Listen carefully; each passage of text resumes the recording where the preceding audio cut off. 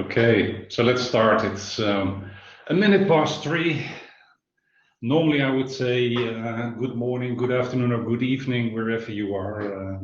So we organize these CTO Roundtables for people joining from all over the globe almost. But this one is organized by Holland FinTech, so I assume there's more public and audience from the Netherlands. So good afternoon on this sunny afternoon. Welcome to our 10th CTO Roundtable session. And I hope that you're all enjoying Amsterdam FinTech Week so far. It's really an amazing job what Holland FinTech did by creating such an interesting agenda. And I'm really proud that the Software House CTO Roundtable is part of that. So during this session, we're going to discuss about the success factors for digital transformation in FinTech. So let's start. I would say we have a very experienced panel today. First, I want to welcome Jaap Boersma. Jaap is based in the Netherlands and the CTO of Amsterdam Trade Bank.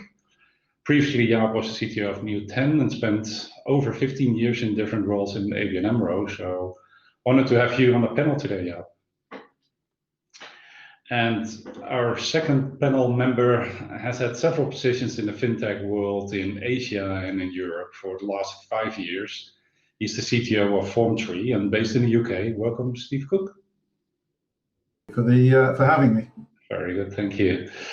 So I'm Gerrit Oudeveldhuis. I'm the General Manager of the Software House in the Netherlands and the CTO of Travalia, and I will be your host today. So let's get to know the panel a little bit better first, and I will stop share so that we can see the panelists better. So Amsterdam Trade Bank went live early May with SEPA direct payments in less than 6 months in total and 4 months development. This is a small team from A2B and Software House. Yeah, remarkable achievements that you managed, and this is just the start, I guess. So, yeah, can you tell a little bit about yourself, A2B, your role at A2B? Sure, thanks, Gerrit. So my name is Jaap Boersma.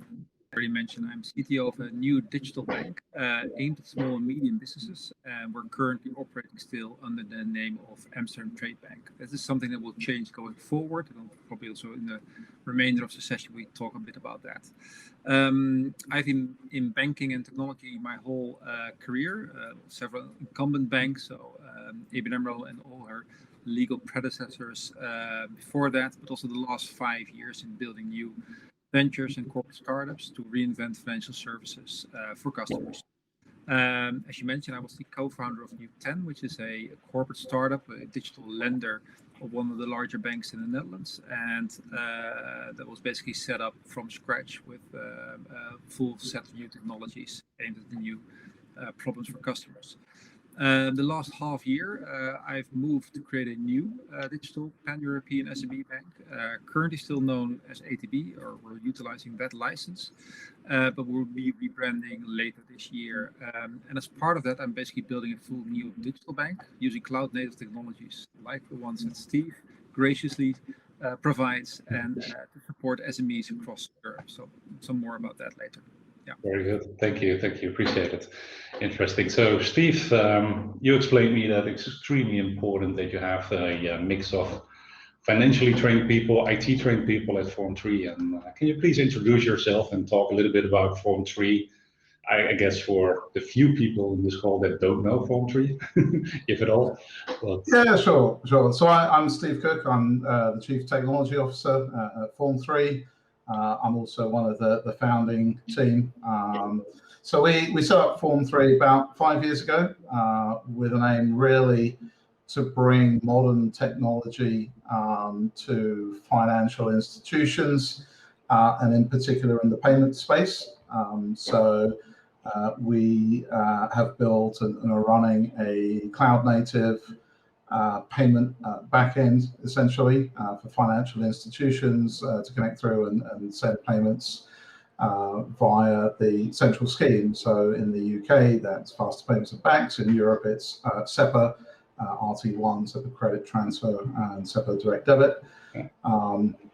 as I said, we're about 5 years old, and over the course of last year, we also took on some additional strategic investment from a number of big, well-known firms. That includes MasterCard, Nationwide Building Society, and Lloyds Bank in the UK, and Barclays Bank is another one of our strategic investors. I think in terms of our journey over the past 5 years, we started off kind of working with smaller fintechs and digital startups, and in the last couple of years, we've kind of really seen the market mature, and our customers are now those kind of larger tier one banks that are starting to increasingly move towards the newer technologies and cloud in particular. Interesting. So your investors are your customers. Your customers are your investors. That's very good. So we really like to get as many questions as possible from the audience, and this is your session. So just type your questions in the first choose session and then the chat window on the right, and I will discuss it with the panel. Thanks, Mark, for pointing that out. When there are questions that we cannot address during this session, we'll try to get back to it later, but let's start. So working on transformation, I would say, is hard always, but it's extremely hard in regulated industry like banking. There's a constant balance between compliance, risk, progress, doing new things, etc. So because you obviously don't want to risk what you already have, your legacy. So can you explain how do you handle this balance act and the things that you currently do?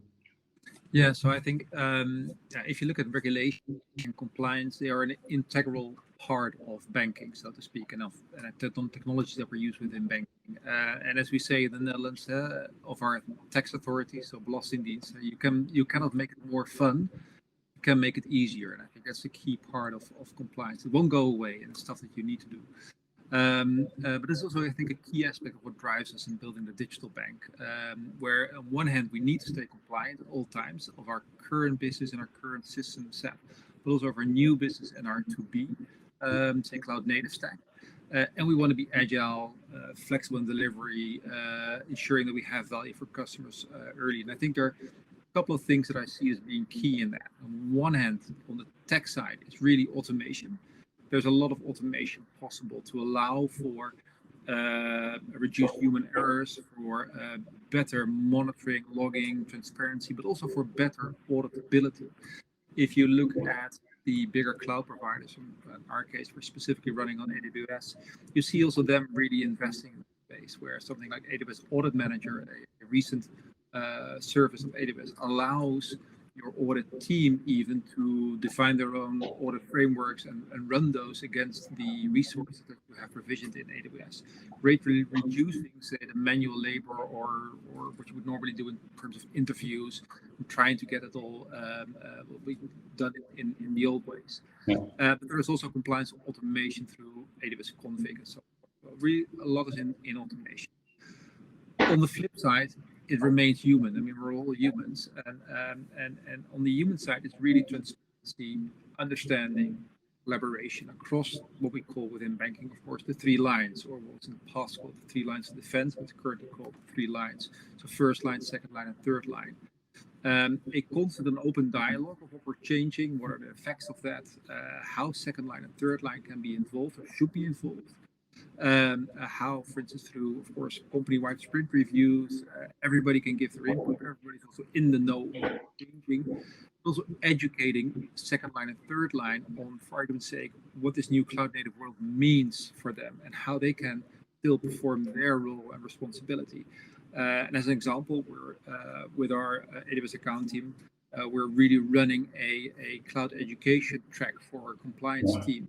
They understand that better and really can get to grips on that. And then specifically, I think also if you look at something that we have done with Form 3 in our specific case, I think that helps because even there, which is something very much a regulated approach, if you want to do EBA payments, it's like super, we'll even say waterfall-like type of engagement. Having done that multiple times before also helps, I think, in that respect. You have a partner, or you have a partner in that perspective that knows about that and understands how those tests can be done and even where they can provide the value. I think those are elements that you really see in that part. Yeah. Thanks, Lars, and thank you. So, Steve, how do you see this? Moving to new technology and transforming business whilst you ensure that the current business isn't at risk? Yeah, so I think from our customer base, we've seen almost sort of two distinct categories of customers. So the first are the new digital challenges and the side projects of a number of larger institutions where they bring the knowledge and experience, but they don't bring the technology. And I think the approach there is to sort of start from scratch, build a very modern tech stack, and then look to integrate with best of breed SaaS solutions or sort of service providers out there. So that we've seen a number of times, and I think that obviously gives a lot of benefit in the fact that you're not having to kind of change the wheels on the car whilst you're driving along. The flip side of that, though, is that obviously for those kind of stacks, for the bank behind them, they're kind of having to almost build a new business from scratch. They don't have customers on that existing sort of environment. They don't have traffic to move. And so often it's an easier technology transformation because they're sort of building a green field. But then they also kind of have to work out how are they going to then either move customers from an existing banking stack across or attract new customers into it. The other type of customers that we've seen are typically the sort of the older, more established financial institutions that have existing technology, but need to replace it. And I think for those, again, probably a big thing for them to reduce risk is an opportunity to do incremental transformation rather than a big bang. And I think what we've seen in quite a lot of cases is essentially, those institutions parallel running, their old sort of legacy stack with newer stuff, and then gradually, figuring ways that they can kind of incrementally move customers or transactions across without having to have kind of a single flip the switch, big bang, and the risk associated with it. Thanks, Lars. But I think I think in both cases we're seeing very much the financial institutions are very open now to working with third parties that have expertise in this area. I think when we started Form 3 maybe 5 years ago, it was a bit of a novel thing. I think you'd go into a meeting with a large tier 1 bank and they'd be scratching their head and going, well, we can't work with cloud. It's not in our data center. We have to have data centers. We have to own the kit because the regulators tell us we have to own it. Now we're seeing completely the opposite, where banks are realizing that actually they can save a huge amount of money by working with partners in this area. They can become much more agile. They can remove a lot of cost and complexity. So I think we're sort of seeing that it's now becoming much more accepted that these financial institutions start to kind of parcel this up and break it out. Okay, yeah, and I had a lot of discussions about security. It needs to be in our data center because it needs to be secure, and then they forget that there are hundreds of people working for AWS that only think about security. But that is completely changed, absolutely. So if you look at implementing those modern banking systems that you're talking about, it's actually a large integration undertaking. It's with companies like Mambu and Form3 and Yolt, etc., and taking a lot of technical but also compliance work away. But if you take work away, you also take responsibility on. So, Steve, how do you get a lot of requests to prove you can handle those responsibilities, and how are you handling that supply chain responsibility in general? Yeah, absolutely, and I think we're also well aware that particularly the area that we're in, which is sort of real-time payments for banks, is a very sensitive area. Yeah. So and I think partly we've been quite successful because two of my other sort of founding members of Form 3, Michael, our CEO, and Mike Walters, our head of product, both came from that banking environment. So they know that environment intimately. So they know the processes that you have to go through as a bank to get sign off on projects and investments. So we've always known that we've had to be very mature when it comes to governance, information security, processes, and that kind of thing. And I think we've also coupled it, as Jaap said, with investment in automation. So we've always done test-driven development, which has helped us build a lot of automated regression testing. We have automated CI/CD, which allows us to continue to deploy and update things directly into production very rapidly. But you only get that if you spend that time up front to make that investment and kind of make it work for you. Yeah. Okay, thank you. So, although, Jaap, I guess this is a question for you. Is you live in a highly regulated world. You also live in a world where there's a lot of change from, security products, new products changes, privacy changes, etc. So, how do you prevent what we call sometimes premature optimization? And so doing too much in the beginning, which makes systems too complex, etc. So how do you handle that? I think I fully recognize that premature optimization is in essence the root of all evil. Meaning there's a constant trade-off and balancing act, I think, in that respect. So on one hand, there's from a risk perspective, the fact that if there are risks and you know about them, you want to mitigate or control them. So there's stuff that you want to do on trying to do it right, and maybe not release a feature and not go to your customers with something before you've done that. On the other hand, what we're trying to instill on ourselves and also in the dialogue that we're having internally is to focus on simplification as to how we can keep it simple, because it's simple also in and by itself is a risk mitigant, and making stuff more complex and bolting on all kinds of other stuff is just more things that can break. And allowing it to ship early, or at least bring value to customers earlier, and not over-engineer and generate immediate feedback. There is a balancing act, what I just already mentioned, because there are maybe existing controls that we currently have, or security features that we have, where we might want to do that differently in our cloud. But I think that's the key part, and it also helps if you have a setting within the organization. So in our case, with all senior leadership, so to speak, with our CEO, with our head of commercial, and our head of product, that we bring this all together in regular rhythms, where we can also discuss it. If need be, we can risk accept something for a period of time.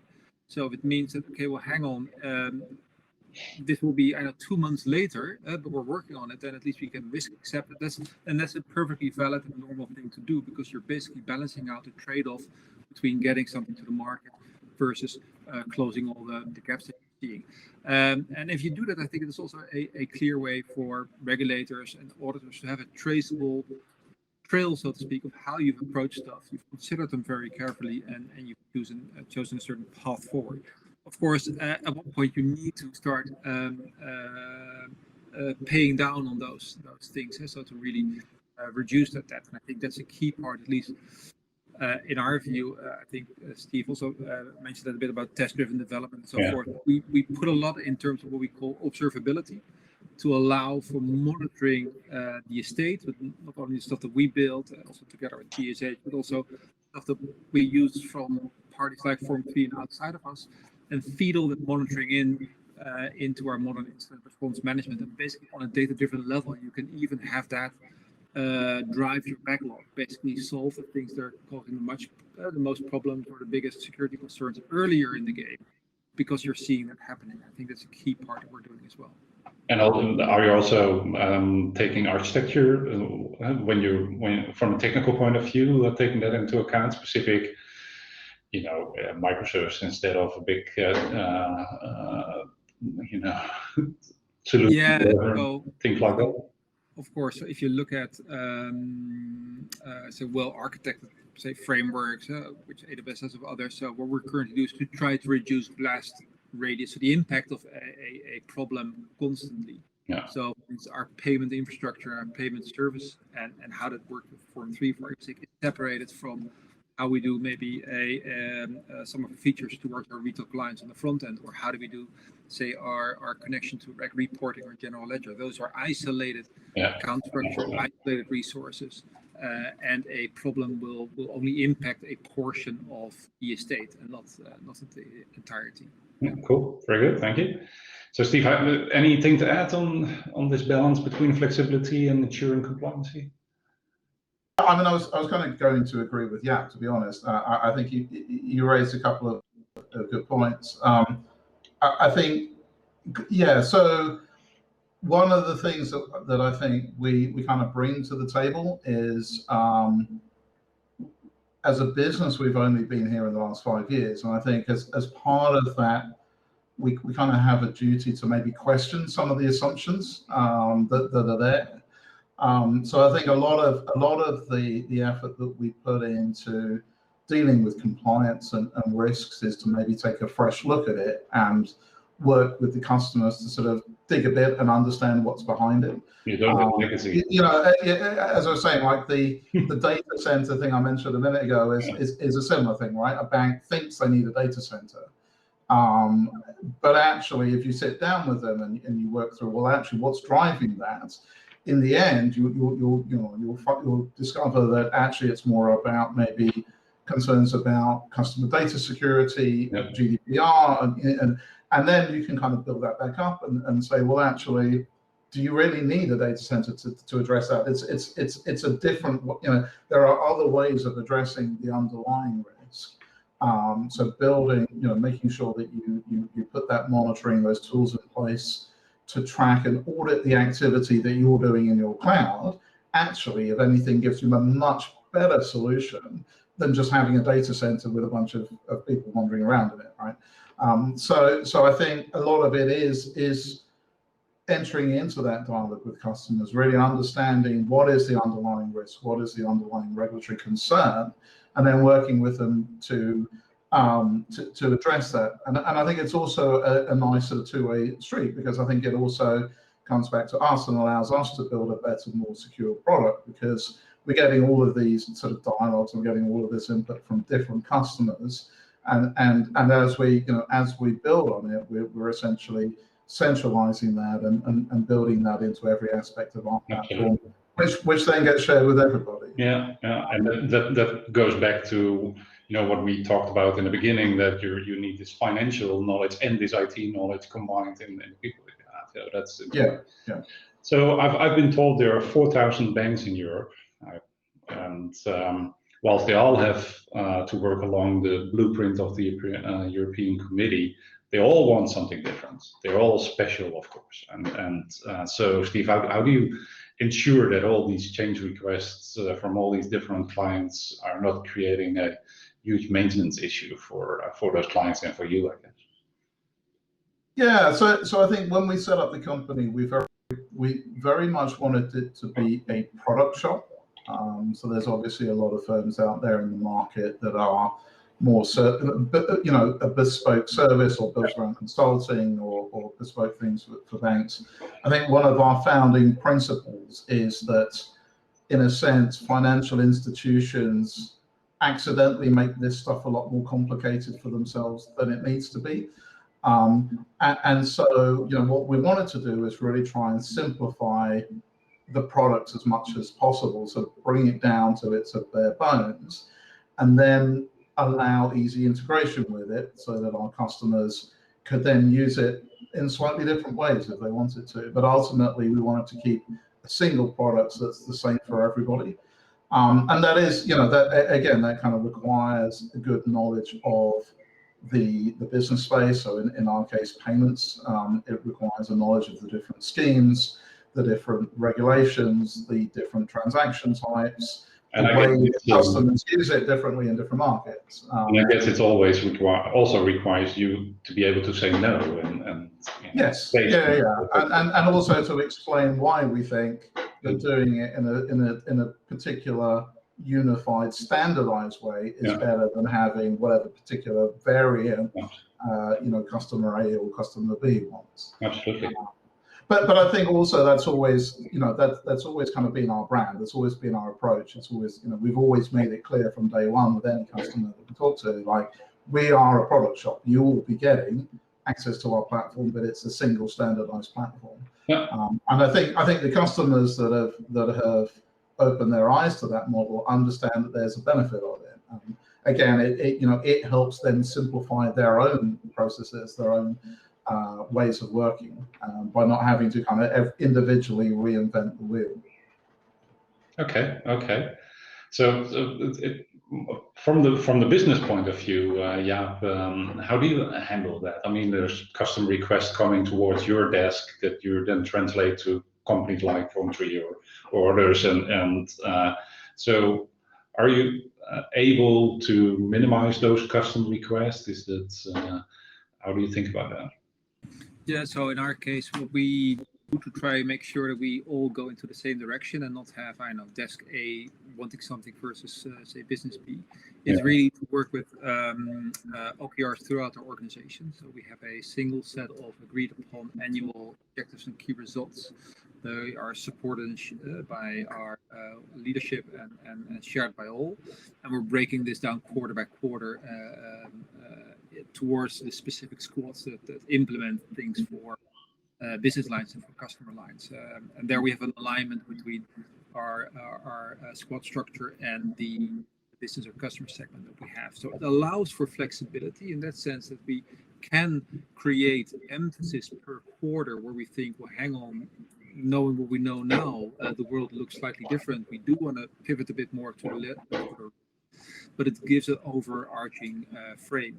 If you go to the content level, of course, a software as a service type of approach creates a framework for a lot of the requests of businesses. So I think towards Steve's point, one of the upsides, I think, of a approach that we use with Form3 is that it makes sure that all those different payment schemes, so to speak, whether it's SEPA credit transfer or direct debit or RT1 SEPA space, it all goes through one conceptual setup. And even going forward, it could be, well, if things like Swift are added and so forth, that again you're harmonizing that. That makes the want or the ask or the customer request for the business also a bit more straightforward, because that's what environment provides, similar to core banking SaaS packages and so forth. Of course, you can still customize within certain environments, and there you can shoot yourself in the foot. The aim for us is to stay simple, keep it towards what the package has, and then get it out quickly, and have a bit of glue of ourselves around that. But it's a constant dialogue, I think, in that sense. Okay, makes a lot of sense. Thank you. So let's talk about hiring talent. It's always a topic on the CTO Roundtable because we're in a development world, and developers are really difficult to get, and so it's an issue everywhere. But you want to hire young talent that can work on modern technology, but also need this legacy knowledge. And we have to work with systems sometimes from the 80s, I guess, or I don't know how old, but and at the same time also working with cutting edge technology. So yeah, especially in the project that you're running now, like redeveloping a digital bank, how do you migrate and how do you make sure that you get the skills to do that? I think it's a war on talent, of course, certainly within engineering. I think a lot of demand for digital. So that's a key thing that we're aware of, and that we're using several means of how to tap into those markets, at least in Amsterdam currently. I think also if you look at COVID, post-COVID, pre-COVID, there are some changes, I think. So a key one is also there are new opportunities for FinTech, also together with TSH in the specific sense, where remote teams or teams that are working from Poland in our case are really embedded in the way of working with our own teams. So it's really even maybe crossing certain of those boundaries that you might have had in the past, which I think is for me really, I won't say an eye opener, but something that really works, where you see that working a lot more than maybe pre-COVID. There's still, I think, because you're more open to it, or is it people find it normal? Because the way of working of the total team is more, how you call it, conscious of how remote working works. So if you would have a team, a domestic team that was always in the office, then probably it was little sentiment for the people that were working remote. That changed completely, meaning a lot of the tool sets that we now have, the Miros, yada yada, support that a bit more, but also how people are conscious of the fact that people work remote. I think that's really, I think, a good thing. There's still demand for highly skilled people, meaning we invest in know-how of our teams, ensuring AWS certifications, support, and so forth. Similar to people like TSH, we're doing the same. On the other hand, if you look at our legacy platforms, that's a specific thing. People that are working on legacy platforms that know probably the legacy platform will go away are in a different mindset. They, on one hand, need to help move that to cloud environments, and then probably move on to other institutions like airlines or hotel companies who have similar problems. So on one hand, it's more helping those people to make a professional career of reducing the dependency on legacy, like RPG code or COBOL code or so forth and so on. Yeah, it's not bad to have a lot of knowledge about legacy, of course. I mean, you can... It's quite valuable if you're the last one that knows about it. Yeah, cool, thank you. So, Steve, what's the secret sauce for hiring right talent? I understand you're hiring quite a lot of people, or trying to. So, what's your secret sauce, if you want to share it with us? Yeah, I guess we're slightly unusual in that we were remote first pretty much since the beginning. So we've been a remote organization for almost 5 years now, and as a result, we have kind of built the company around that as a culture, and some of the things that Jaap was talking about, I'd agree completely. So I mean, in the past, I've worked in distributed teams where you might have a large hub somewhere and then 1 or 2 remote workers, or you might have like an offshoring arrangement where you have some people in one office and then another team of developers somewhere else. I think the challenge with all those models is that anytime you have different levels of communication, you will start to encounter problems where you have, you kind of have different levels of exposure to the business, and you potentially have teams running off in different directions. So when we set up the company at Form 3, I kind of wanted to make the leap to being fully remote from the beginning, to give a level sort of playing field and level access to information for everybody. And even though we had sort of 5 or 6 engineers in London in the early days, we kind of sent everybody home and said, let's make it work for everybody. And I think that's kind of paid back, because it's meant that everybody within the organization has kind of owned the tools and the processes and the culture of building a great team, whilst also working from home. So, we've been working on Slack for 4 or 5 years. We've been doing screen sharing. We've been doing a lot of pair programming, sort of remotely. We've been using a lot of those kind of tools. So, for us, I think being early into the remote working way of working together has given us a lot of flexibility. And to the extent now that I think in Form 3 we're about 200 people in total, about half of that in engineering. We already have employees in I think 20 different countries across Europe, and I think we have more than 50 nationalities. So I think one of the other benefits, and kind of the hidden benefit, is actually in terms of the diversity, right? We have employees in almost every location in Europe. We have employees from a wide variety of different backgrounds, and I think That's something that's worked really well for us in terms of scaling and building the team. Yeah. No, I've traveled a lot in the past, and that is not nice, but meeting those different people and have that diverse, culture approach, that is really nice. Yeah, interesting. So, yeah, talking about hiring, and so in New 10, in a subsidiary of ABN AMRO, a bank, ATB is a bank.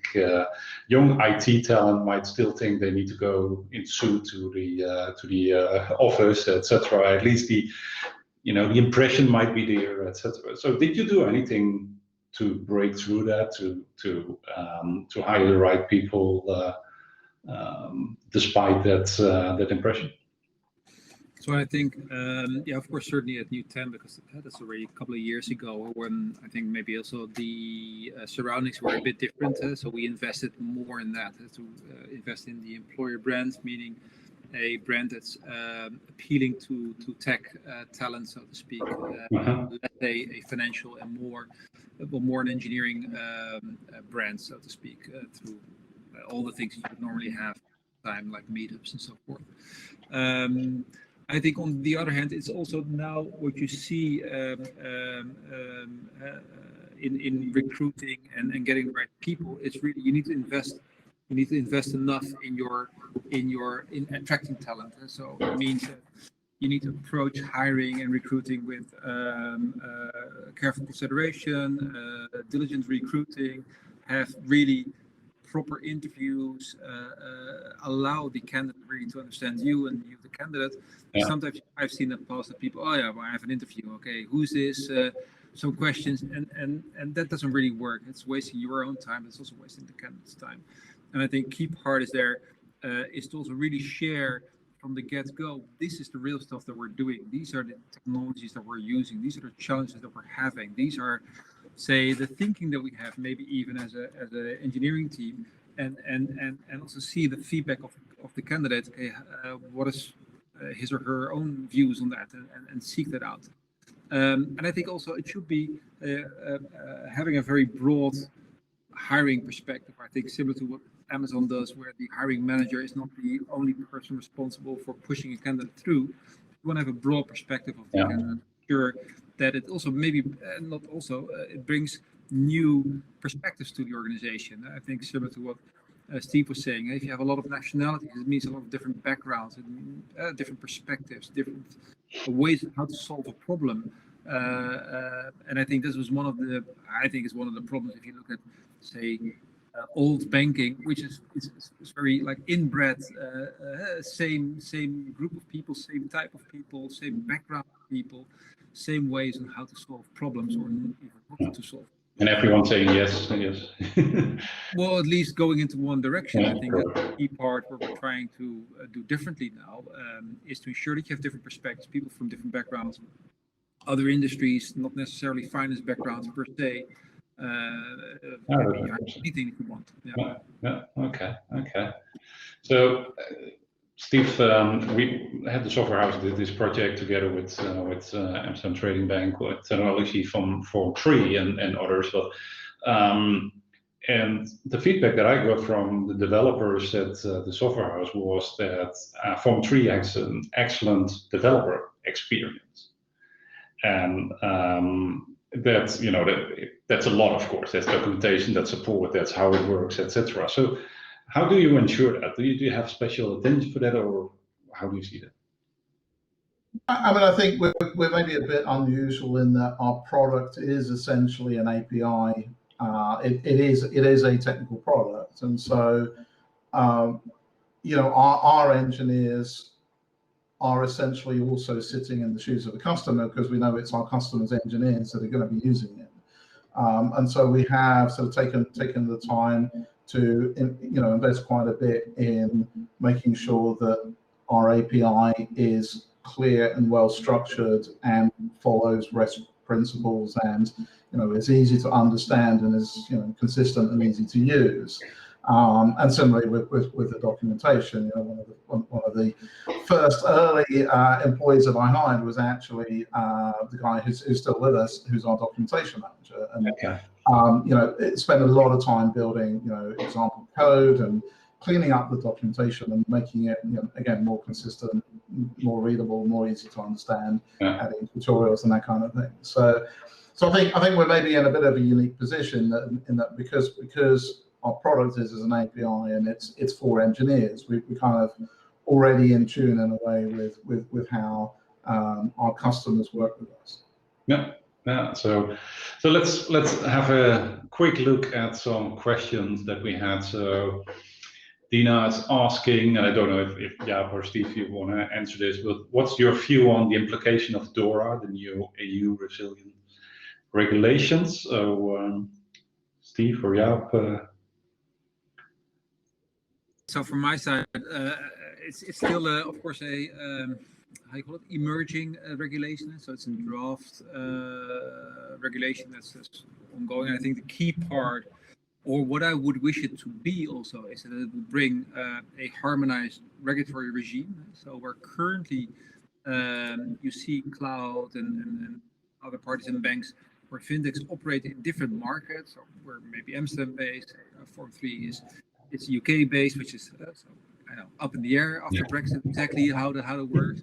But everybody's in different places. And you do see that even within the EU, but also if you look at more the fringes of the EU or the US, there's no harmonized regulatory regime, and that's really hampering, I think, in the Western world, the advancement of technology and the use of that by financial institutions. So I would hope that at least would provide that. I think it's also important that if you look at as an institution, we're more and more reliant on how others provide service for us, in this specific case, software services. So if you would standardize on how you could hook into incident reporting processes, other types of problems that are within those SaaS environments, because the end responsibility is still with us, that would help enormously, because I think currently we do that more on a case-by-case basis. Some have that, might have a certain integration with a certain, say, I don't know, Ops Genie or something, and some don't, or can externalize logs, or can externalize security events, and others can't.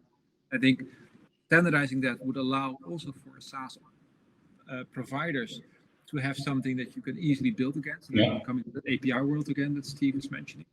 And I think it would also help to create a bit of a leveling playing field, where currently, this is a bit, of course, if you look at something like AWS, that currently when we have a SaaS offering that I'm selecting, and I know it, for instance, runs on AWS, and I would select it earlier or quicker than from Google. Why? Because I've vetted AWS, and I haven't done that with Google. So I know that on the compliance side, at least all the things that we need to do, that's all ticks out to be okay. Of course, on Google it will probably be the same, but we haven't done that or haven't invested that energy. So that allows at least for more freedom or flexibility where things really run. I think that's what I've seen currently with DORA, that would be an interesting perspective. But again, we're, I think, 18 to 24 months out still for the final version, so it's some time to go. Very good. Okay, so I'll because of time, move on and do the other questions later, but please keep them coming. So as we discussed, the modern implementation of fintech is working with a lot of third-party services. It's almost like building blocks in Lego, if you can say that. So yeah, do you see a shift in skills that you need and type of developers that you need to work with those building blocks and do those integrations? It's really how do you build on an API basis. I think that's similar to what Steve's already saying. There's try to use those blocks to create value, using payment blocks, or I don't know, identification blocks, or all those elements out there, and really add the thing that where you're trying to solve customer problems. What we can do as a bank specifically. I think that's an important piece, and I think on that it's not so much a shift in skills. It is something that's more that how do you now do not reinvent a little, but utilize what's there, have a clear view on how you virtualize some of those elements to allow for more plug and play. Maybe say you want to have a different payment scheme in another part of the world than in Europe, then you probably want to have some abstraction of your payment provider, like Form3. In our case, we would have that. So a payment service infrastructure or microservice structure that would allow for that. And that's, I think, the key part you would then introduce yourself. Yeah. Steve, anything to add to that? I mean, I guess I think from my perspective, it's just a bit of a broader arc in terms of the way that the software engineering discipline has really evolved over maybe the last 20 or 30 years. And I'm maybe showing my age a bit, but 25, 30 years ago, when I first started working as a software engineer, you got a compiler and that was about it. And then everything you kind of built yourself. Over the last sort of 10, 15 years, there's obviously been a massive explosion in open source. And I think, again, in the last 5 years, not only open source, but now SaaS. So you've, as a software engineer, I think your role has really changed a lot over the past 25 years. You've gone from merely having to build stuff from the ground up to now a role that's much more, as you say, about the Lego blocks, where you're evaluating different ways that other people have already solved your problem and trying to decide, how would you assemble those components together? How can you get them to work together? And it's almost like the whole industry is kind of building this Lego tower on top of each other. Jaap uses my firm. We use a number of other firms. So we use a lot of open source. We use a lot of other SaaS providers as well to run our business. So I think probably it's more an issue for the old and grey-haired like me, who've kind of grown up with assembly language and curly brackets. I think most of the engineers that join us and have been kind of working in the last 5 to 10 years are kind of used to that style of working, where, as I said, it's much more about taking stuff and assembling things that other people have built and getting them to work well together. That's a nice leeway. And another question that I had is that, banking, very regulated world, IT, very uncontrolled world, you could say. If you say, hey, open source and pulling things together, etc. So, Steve, do you see a future for IT to have certified practitioners like lawyers and doctors have, and at least for fintech or for medic or for, how do you see that? I guess there's a bit of a challenge in that technology moves very quickly. Probably certainly much faster than something like law, and probably much faster than medicine as well. And I think the challenge would be maintaining a framework that's constantly being updated. I think on the regulated side of fintech, so on the sort of banking FI side, I'm probably not the best person to comment on that, but I guess there are already structures in place to kind of manage skills and development of people within that space. But maybe that's something Jaap can comment on more than me. Yeah, indeed. So how do you see that from a business side? So I think on one hand, there's, of course, technologies go very quickly, so you need to constantly skill people. I do think there's value in having a base level of understanding, so to speak. And so not going into like the Microsoft certification that we had in the past, because those were not so great.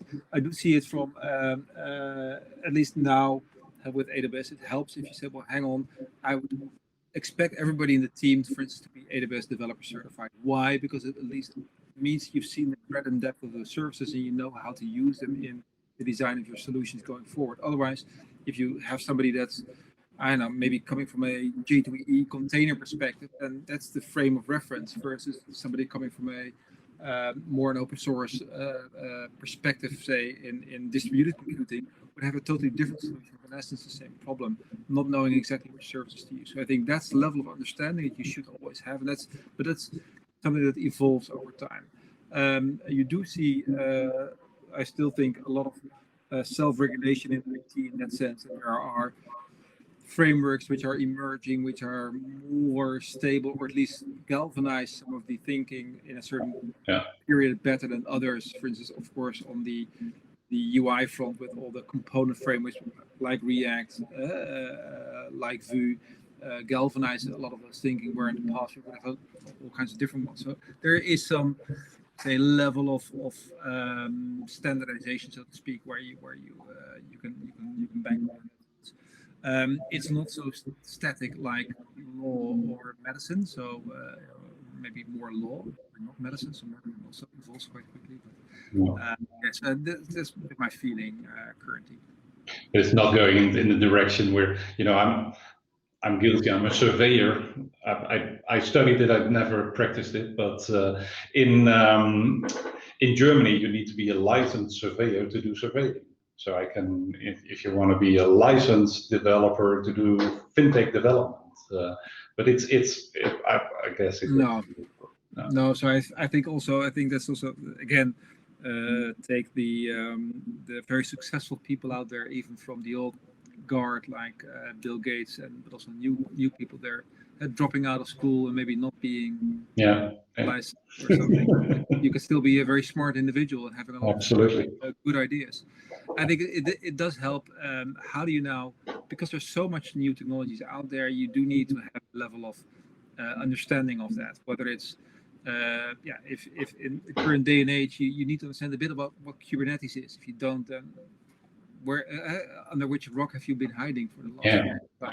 I think so. Those do help. And if you've been building platforms, I'm not wanting to bash on Java specifically because that's my own background. But if you look at J2E people who've lived in the enterprise for the last 20 years, then they are already so legacy as they can be, because they really need to open up in that sense. I think. That's more learn Go, learn something else. Yeah, Jaap. Very good. Well, thank you. So we're getting to the end fast already. So that's when you're having fun. So I was sharing something, and then I share something, and then it moves away. So let's see if I can get it back. Yes, here it is. So questions and answers. So before we go here, I would like to take a minute. These CTO roundtables, we're now doing this as part of Amsterdam FinTech Week, but we normally organize them every 6 weeks. Rotate the panel and rotate the panel based on the topic, etc. So I'm really proud that we're noticed by other parties like Amsterdam FinTech, and that we can be part of this. We will go for a summer break, but if you want to be part of this, just reach out to me. Here's my email address. Okay, so enough commercials on that. So let's see if we have another question. It's another Dora question, I see. Maybe for Steve. What role do you see for external tooling to address these needs for Dora, and maybe even already have ideas about it or so? Yeah, I mean, I guess on this, I think the one thing I was going to mention is that I think we see multiple regulators struggling a little bit with dealing with cloud and new technology in general. So I think things like Dora and also in the UK, some of the approaches and governance that are coming out of the regulators here are all sort of starting to question how this market works and how it will sustain itself. One of the things that I think a lot of the regulators are starting to struggle with and are starting to have concerns about is concentration risk. And for example, if you look at how much of the financial services now runs on AWS, a major outage of AWS could take your entire economy out, actually. So I think that there is clearly kind of a reasoning behind this. As Jaap says, I think it's still sort of a little bit up in the air as to quite how it will land and how it will be implemented and what the actual regulations say. But I think the broad background I kind of agree with, which is that financial institutions need to understand the Lego bricks that they're using to build their services, and they need to have a level of appreciation of who owns the risk, how it's working, how subjects like information security and compliance and controls are in place. My hope is that that doesn't prevent innovation in that space. It merely acts as a framework to allow regulated financial institutions to evaluate vendors and still innovate and still build new products, but kind of give them some guidelines as to the kind of questions they should be asking themselves and their vendors as they onboard it.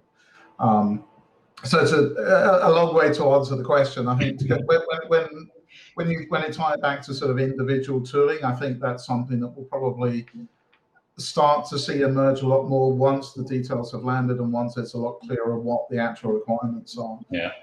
But I think fundamentally, as a vendor, I think it's more for us. It's more about understanding our own risk, and for example, we kicked off a project a few months ago to essentially we're on AWS at the moment, but we're going to migrate everything to run over both AWS and Google Cloud, so that we are trying to kind of remove some of that systemic risk, at least from what we do, and I think we'll start to see more and more vendors and providers in this space do similar actions. Yeah, okay. Very good. So it's time. We don't have any other questions. So thank you again, Jaap. Thank you for being here, Steve. Thank you. Insights were very valuable, and I believe this was an very interesting discussion. Of course, we hope to do this all in person soon again. So thank you, Holland FinTech, for organizing this, and hope you all enjoy the rest of the week and the summer. Beautiful weather out. The CTO Roundtable will be back after the summer break. So thank you all, and enjoy the rest of the week. Thank you. Bye.